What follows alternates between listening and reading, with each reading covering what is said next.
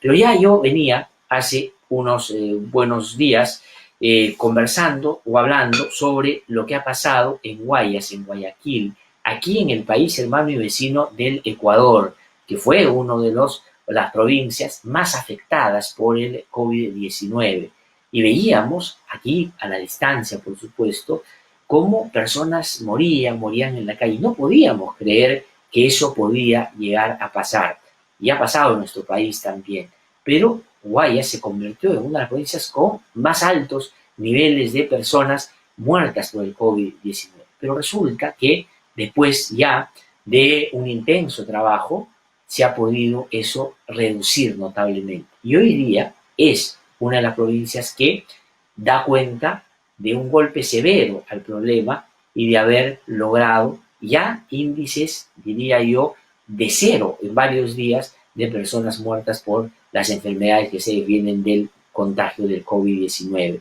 Estamos en comunicación ya con María Gloria Alarcón, ella es integrante del Comité Especial de Emergencia por COVID, Coronavirus en Guayaquil y actual cónsul de Finlandia en Guayaquil. También ha sido expresidenta de la Cámara de Comercio de Guayaquil, que ha tenido la gentileza de atendernos esta mañana unos minutos para poder contarnos eso que han hecho, porque esas experiencias son las que hay que mirar también para buscar sumarle a los esfuerzos notables que se hacen en el Perú, pero en un país tan complejo a veces la cosa no avanza como uno quiere. Y ahora, María Gloria Alarcón, qué gusto saludarla, muy buenos días, gracias por atendernos. Muy buenos días y también un gusto saludarlos. Quisiera yo comenzar preguntándole, porque es verdad que no hay fórmulas para resolver los problemas que se vienen con un enemigo que además no se ve y puede estar en cualquier lado, pero ¿qué cosa dirían ustedes que fueron los cambios sustantivos, esos giros de timón que tuvieron que hacer para pasar de una situación sumamente crítica, con un sistema de salud deficitario como el nuestro, tan difícil para poder sostener la cantidad de personas que requerían su atención ahí, pues lograron hacer para que hoy día muestren resultados que, claro, cuando los miramos decimos, bueno, hay que aprender de eso también. Cuéntenos un poquito el cómo era y qué cosas se tuvo que cambiar para mejorar la intervención que desarrollaban ahí. Bueno, muchas gracias por esta oportunidad de compartirlo. Yo siempre he dicho que si algo les debemos a los fallecidos en el COVID es poder compartir la experiencia de lo que luego se pudo revertir de manera que sus vidas puedan ayudar para que otros no pasen por lo mismo. Y Guayaquil se vio ciertamente en el lapso de 10 días desbordado por un embate del COVID que nadie se lo esperó, digamos. Fue de las primeras ciudades en América Latina en ser terriblemente golpeada. Y a los 10 días de que la pandemia comenzó a hacer algo de crisis en Guayaquil, teníamos pues muertos en las casas, muertos en las calles, 40% del personal médico caído por infección, unos de ellos fallecieron, otros eran asintomáticos, pero tuvieron que salir de la primera línea. Lo mismo los policías, militares, fiscales que tenían que hacer levantamientos de cuerpos. Y entonces el exalcalde de la ciudad llamó a un grupo de empresarios para que trabajemos en conjunto. Esto no es extraño en Guayaquil. Guayaquil no es una ciudad capital, es una ciudad puerto, donde a lo largo de la historia la sociedad civil ha tenido un papel muy preponderante en los problemas de la ciudad y no solo de la ciudad. Y entonces, digamos que estamos acostumbrados a actuar así. Y esto, pues, digamos, es el enemigo más grande, el reto más grande y el problema que te estaba en todos los frentes, porque incluso cuando aquí ha habido un terremoto o algo, es una situación que ya pasó y que el resto del mundo y el resto del país está presto a ayudar. Acá todo el mundo tenía el problema, todo el planeta, entonces teníamos que ayudarnos nosotros. Y nos encontramos con esta situación desesperada y resolvimos verla pues desde el lado empresarial, qué es lo que pasa, cómo lo solucionamos y cómo se mueve. Y con estas cifras de la primera línea caída, digamos, era la peor parte. No había medicina en el país, no había equipos de protección personal, porque nos cogió a todos desprevenidos. O sea, todos sabíamos que esto existía, pero y el Estado ciertamente es lento por los procesos, por más estado de emergencia, es lento en los procesos que puede seguir para conseguir esto. Y el lado empresarial, pues tenemos dentro del equipo gente del mundo farmacéutico, muchos empresarios con contactos en otros países y demás. Y bueno, pues conseguimos, lo primero que tratamos de conseguir fue equipo de protección personal, que vimos que si no seguía cayendo lo que quedaba de la primera línea, que no teníamos cómo hacer atención a esto. Colapsaron varias cosas.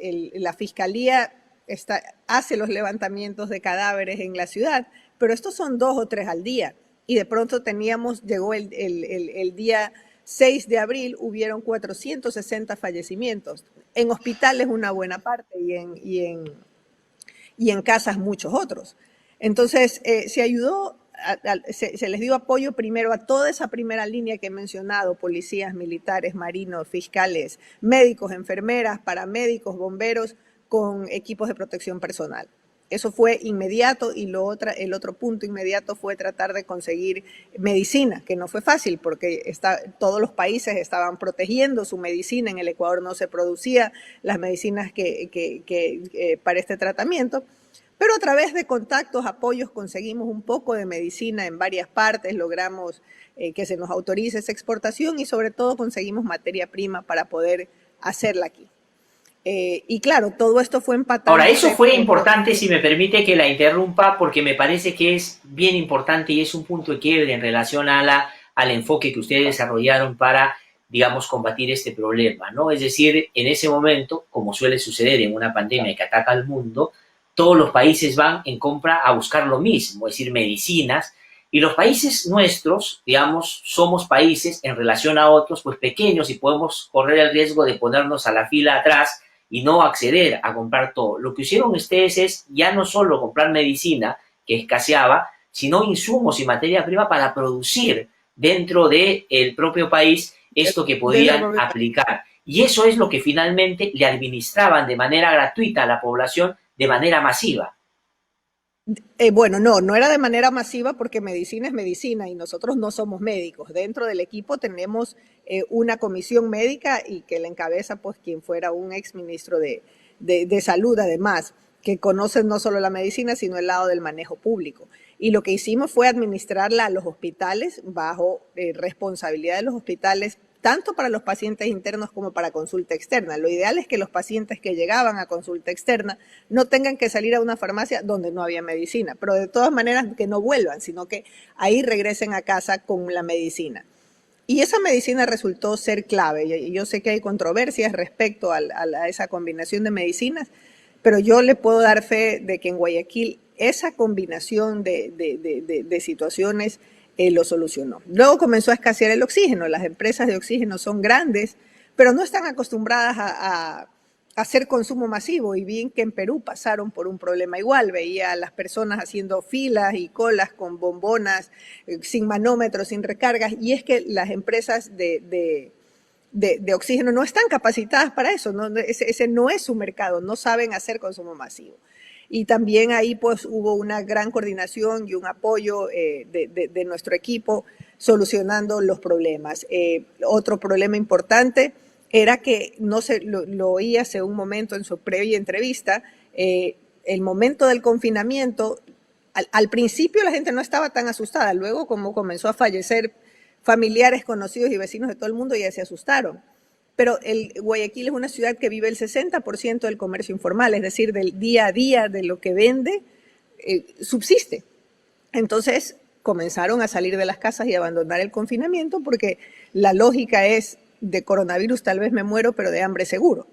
Entonces eso se hizo de manera muy activa, el brindar kits de alimentación y de artículos de higiene personal a la población vulnerable. Hemos llegado nosotros como comité a más de 160,000 familias con esto. Las exportaciones de banano tuvieron lamentablemente su decrecimiento, pero los productores de banano donaron unas cantidades importantes, sobre 1,5 millones de bananos, que imagínense lo que es 1,5 millones de bananos, es un alimento completísimo y que también logramos repartir.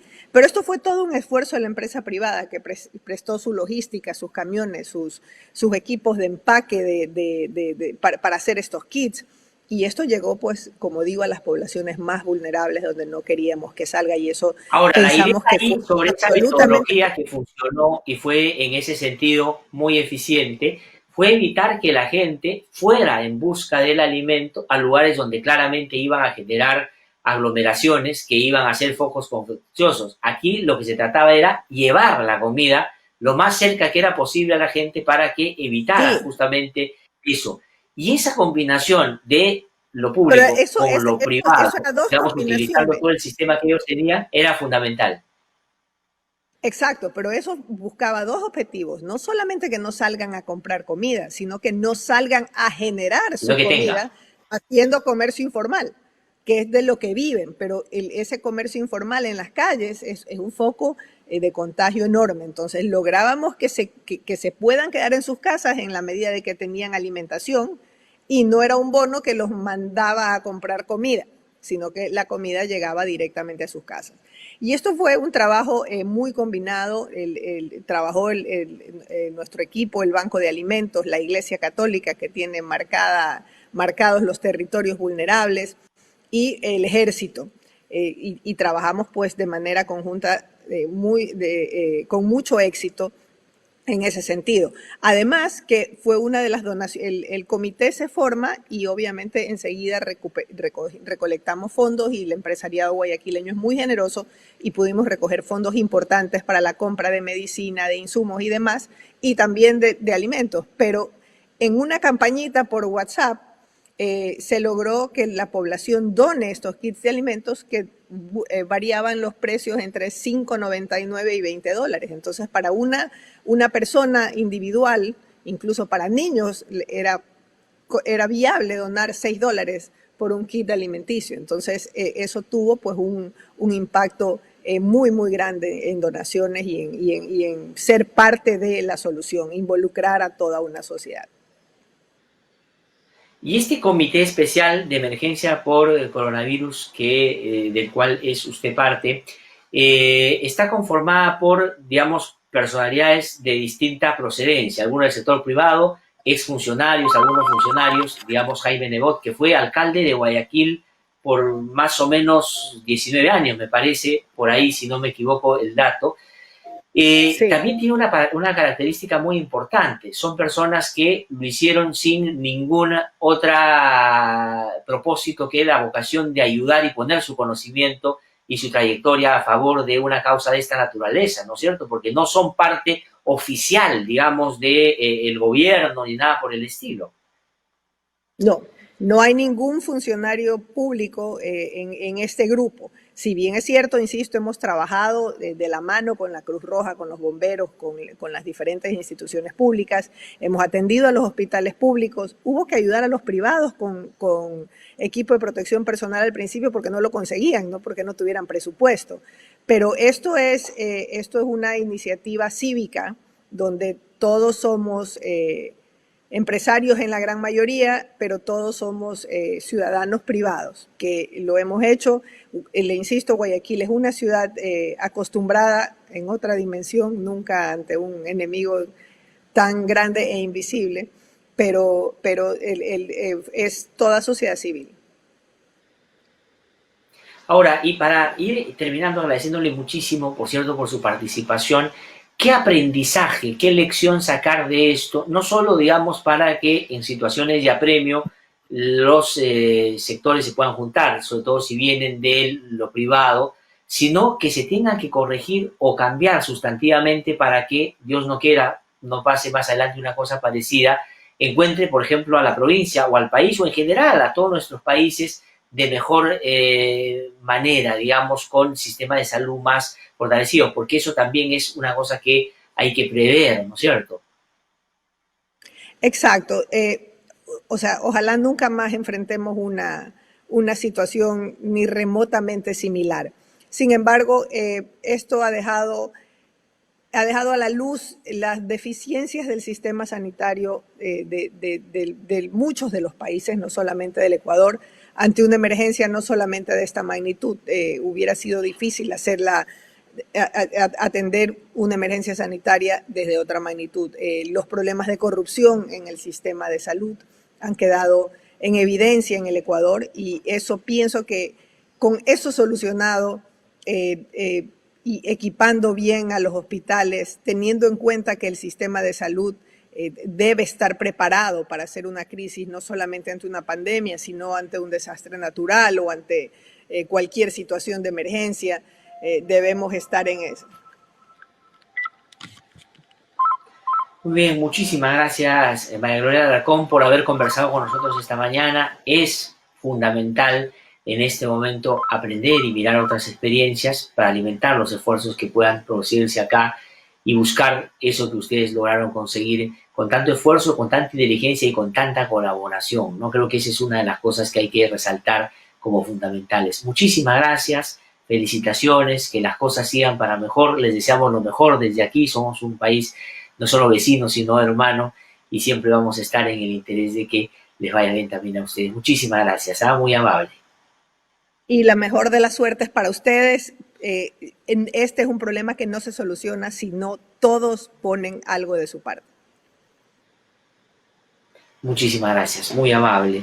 Hemos conversado con María Gloria Alarcón, integrante del Comité Especial de Emergencia por Coronavirus de Guayaquil,